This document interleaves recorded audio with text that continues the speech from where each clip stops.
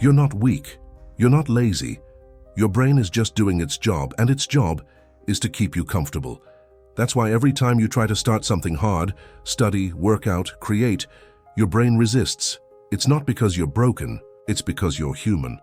But what if I told you, you can train your brain to crave difficult things, to automatically move toward discomfort instead of running from it? Yes, you can make your brain do hard things without needing willpower. And the way to do it isn't about motivation, it's about manipulation. Let me show you how. First, you need to understand something fundamental. Your brain is a pattern machine. It doesn't care if something is good or bad. It cares if it's familiar. If watching Netflix after work is the pattern, your brain says, let's keep doing that. If quitting halfway through a workout is the pattern, your brain goes, cool, less effort. Whatever you do repeatedly becomes what your brain prefers, even if it's hurting you. This is why you struggle to start, why you dread the gym, why you put off writing.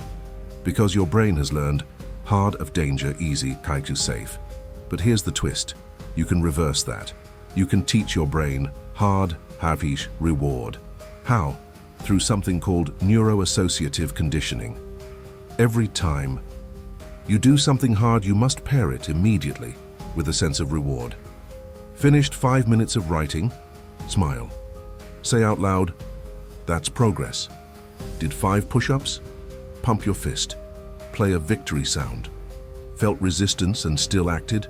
That's a win. Why does this matter? Because the brain learns through emotion and repetition. The stronger the emotion attached to the action, the faster the learning. Most people fail at habits not because they don't try, but because they never reward the process. They wait until the goal is complete. The brain gets nothing in return for the effort, so it stops trying. If you want to build discipline, you need to teach your brain that effort equals pleasure. That's hack number 1. Hack number 2, start ridiculously small. The brain hates overwhelm. Big goals trigger anxiety. Anxiety triggers avoidance, so you trick it. Don't commit to writing for 2 hours. Commit to opening the document. Don't commit to losing 10 kilos. Commit to walking for 3 minutes. Sounds silly, right? But here's the magic. The brain loves momentum. Once you start, continuing becomes easier than stopping. It's called the Zeigarnik effect. Unfinished tasks stay active in your mind. Starting creates a loop your brain wants to close, so you let starting do the heavy lifting. And now hack number 3, redefine your identity. This is where the real power comes in. If you see yourself as someone who struggles with consistency, you'll always self-sabotage, even if your goals are clear. But if you shift your identity, your behavior follows. Say it. I'm the kind of person who finishes. I do hard things. I move toward challenge. Say it before your brain believes it, because action rewires identity.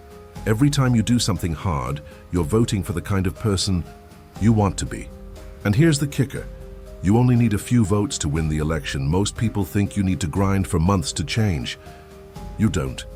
You need a string of small, deliberate wins, repeated with emotion, repeated with intention.